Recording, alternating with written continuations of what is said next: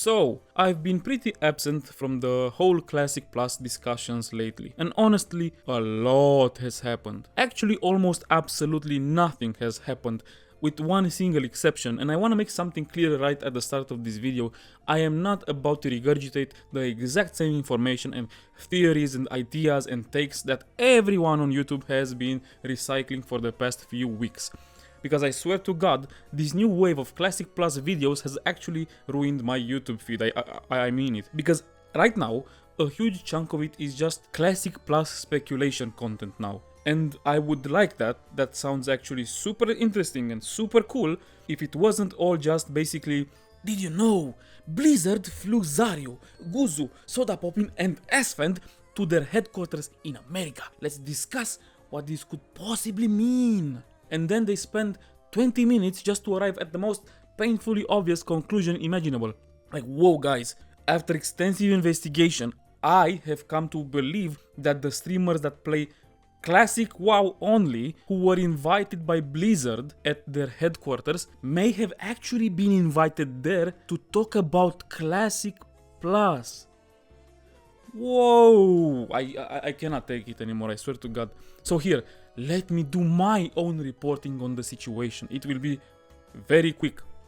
Blizzard Entertainment flew out Classic World of Warcraft only streamers to their headquarters a few months before BlizzCon and right after shutting down a private server that was basically Classic Plus. Done. That's it, because beyond this point it is obvious even to a ComSoc that they were brought there either to playtest something or to be shown ideas and gameplay related to Classic Plus. News video over. It's done. Okay, sorry, I'm just a little bit frustrated because eating while watching YouTube right now got a lot harder for me, and yeah. What I want to discuss though is why I think this can be a really bad thing for Classic. This whole streamers going to Blizzard situation and the fact that Blizzard is so damn silent. Because if you are at least skeptical of Blizzard, you are a normal human being.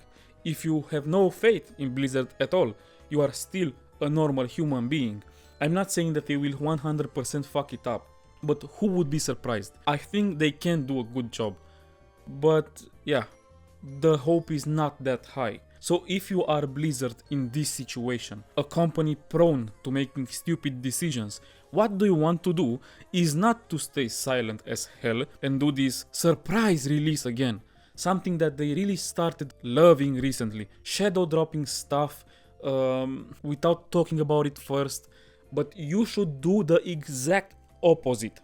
You should really talk to us slowly and explain your thought process to your fans so they can give you timely feedback about some of the stupid stuff that you might want to do. Nightmare encourages. Sorry, that was my cat. And I know what some of you might think about the statement right now. But that would spoil everything. We want mystery and discovery. No, it wouldn't spoil anything. I don't want them to talk about new quest lines, about new storylines, about new zones, about new raids, about new music, stuff like that. To be completely honest, I think the chances of them messing those things up are quite low, and the danger is not that high at all on that front. And this is the stuff that could be spoiled, the stuff that should not be spoiled. And of course, it goes without saying that Classic Plus itself, we all know about it, okay? So nothing to spoil there either, like an announcement. No one is gonna be amazed when they announce it at BlizzCon. Wow, we never thought about this. Anyway, what I mean is that Blizzard should actually talk about systems, balance changes, and all the technical stuff that is not spoilable really. Like what? People are worried about getting spoiled by class balance changes? Spoiled how exactly? You are going to see those changes anyway. The second Classic Plus launches and you hit level 10, you will instantly see the new talent tree. And let's be honest, most people will just Google them even before they create a character on that game. So what exactly do we gain from not knowing about those changes beforehand? Because best case scenario, we gain absolutely nothing.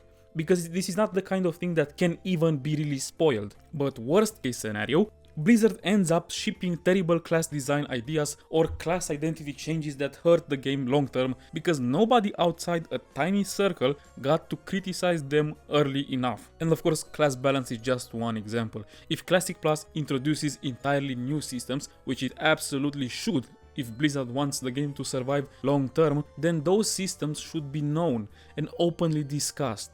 Raiding systems, gearing systems, PvP, professions, reputations, ranking, all of it. Because once again, there is nothing to gain from hiding this stuff. Everybody will know about the major changes before they even properly start playing. Quick example, let's say Blizzard changes Survival Hunter into a melee spec. Whether you love that or hate it, I personally would like it. What exactly did you gain by not knowing about it until launch? You were going to find out before playing anyway. You weren't going to be surprised by it while playing the game. Same thing if they added personal loot, for example, or massively changed professions, or redesigned PvP rewards, anything on a technical level. You will know about these things long before you truly experience them. So what is the difference between learning about them 6 weeks before launch versus 6 months before launch? There is only one real difference. If we know earlier, then players can actually tell Blizzard when an idea is stupid before it gets added into the game. I didn't like Season of Discovery from the beginning personally. I won't get into that now, but a lot of people loved the early phases a lot.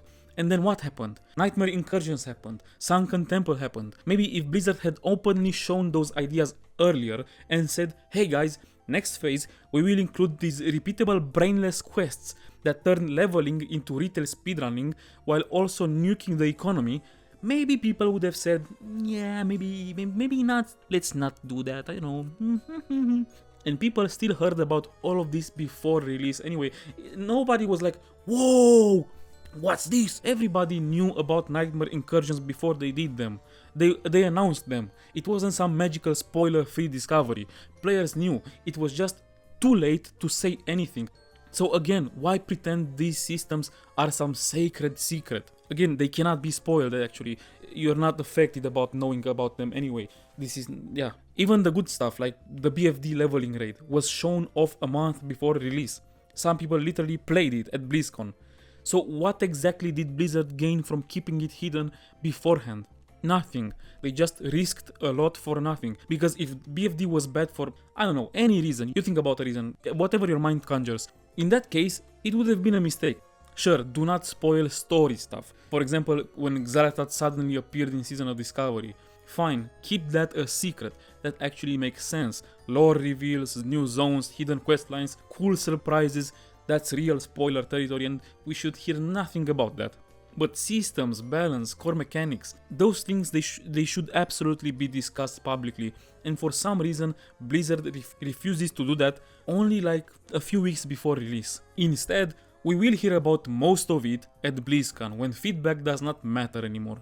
Assuming the game releases somewhere in November or December, which I fully expect to. But apparently some people already heard about at least part of it.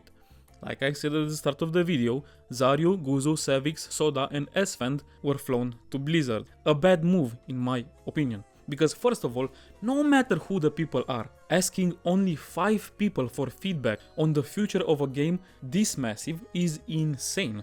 The sample size is microscopic. 5 opinions should not matter at all, no matter how popular those people are, no matter who you are.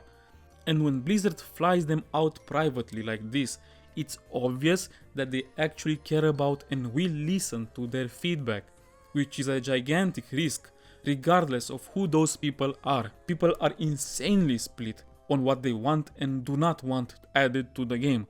But honestly, I do not fully buy the idea of no matter what Blizzard does, most people will end up disappointed. Many people will end up disappointed. I think that statement gets repeated way too much and it's not true. A genuinely talented team of game designers, the kind of people that absolutely should exist at Blizzard, could satisfy the vast majority of players, if they actually understand what made vanilla work in the first place. Great designers solve these kinds of problems. That's literally their job. And the kind of feedback that would help them the most is, and yes, prepare yourselves for my mandatory Jordi glazing segment, the Classic Plus project website. That thing is basically a gold mine.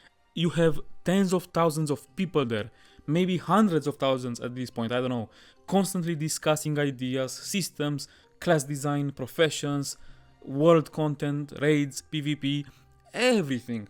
What they like, what they hate, what they miss about vanilla. That is an absurdly valuable resource. Like, it's insane to even think about. Because if you combine a gigantic sample size of passionate players with a genuinely competent team of designers that can filter the good ideas from the terrible ones, but also take the pulse of the community, that is pretty much the perfect recipe for making an incredible version of Classic Plus. And that's why I am still hopeful and a bit optimistic even, because they have this resource. But only showing early concepts to 5 streamers behind closed doors and mostly listening to their feedback, that's a horrible approach. And to be fair, it's also kind of annoying.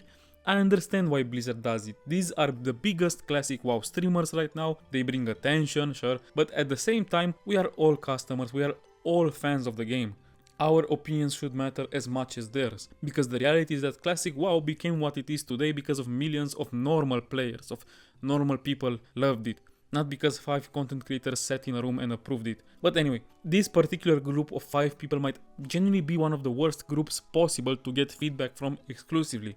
And again, no shade to any of them, I like them. This is not drama bait, this is not personal at all. But if you are only going to ask 5 people for feedback, which as I already said, you should not, no matter who they are, then at least try to pick the most average representation of your player base possible. Not the most casual players, not the ultra hardcore either. What Blizzard did was pick 5 extremely hardcore players, and not just hardcore players, but people whose relationship with the game is also tied to content creation and money. Now obviously they still understand the game and other types of players too, to a certain degree. I'm not saying that they don't, but there are limitations to that perspective, because when your job is streaming World of Warcraft every day, you naturally start valuing things that create entertaining content. For example, just one random example, imagine Blizzard choosing between these two things at launch. Some flashy open world dueling change that creates clips and streamer moments and cool moments when you PvP, or reworking something about gathering professions to make the world and the economy healthier long term. Personally, I think the gathering changes would be 10 times more important for the actual game at launch. But the dueling system is flashier, it creates content, it's not bad, but you shouldn't focus on that right away. And some people will disagree with me, some people will not, which is exactly the point. The problem is that the streamer perspective is even narrower than just the hardcore, casual or mid-core perspective, because hardcore players are still a significant part of the community, but people who also see the game through a financial lens, that's an insanely niche viewpoint.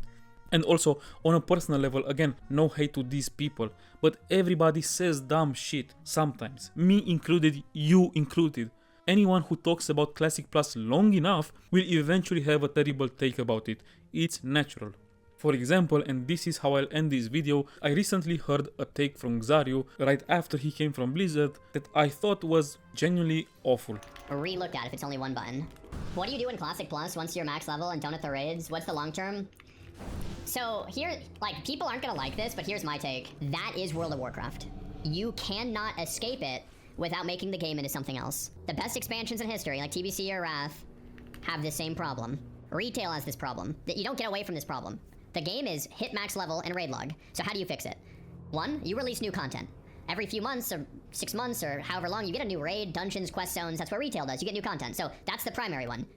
You don't have that in TBC. Well, you kind of do, but then you hit the last phase and it's over. So continual new content is the biggest fix to the problem. The second biggest fix to the problem is give a reason and incentivize people to level more characters and level alts, because at the end of the day, Classic is about the journey, not the destination. So you give people reasons to level alts. So through new content and incentives to level alts and challenge modes and hardcore, boom, now you have longevity. But yeah, like directly, there is no answer to that. That's just WoW, man. That's just WoW. That's the game we love, right? That's part of it. So I'm not gonna like give you an answer that, you know, it's just how it is. At some point, you hit. There has to be that point, because if there's never that point, then the game just feels troll. Like you hit max. And in my opinion, that mindset is exactly what Classic Plus should avoid. The whole raid logging situation is not healthy, it's not desirable. Yeah, World of Warcraft suffered from it for years, and every expansion after vanilla leaned into it even harder, but that does not mean we should accept it forever. It doesn't have to be part of the identity of World of Warcraft. Why should it? But it has always been this way.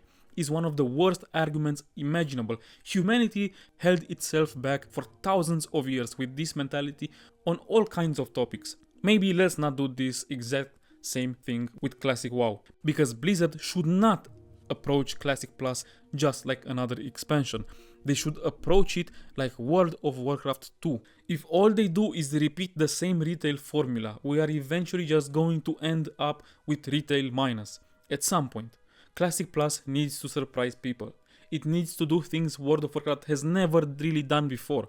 The game needs to become a forever home for vanilla players that want the world expanded without it slowly turning back into retail. So just stacking more and more vertical progression on top of the same raid logging endgame cannot be the future of the game. Classic Plus needs way more horizontal expansion, more reasons to exist in the world itself, more RPG systems, more world interaction, more long-term side progression, more things to do that feel relevant.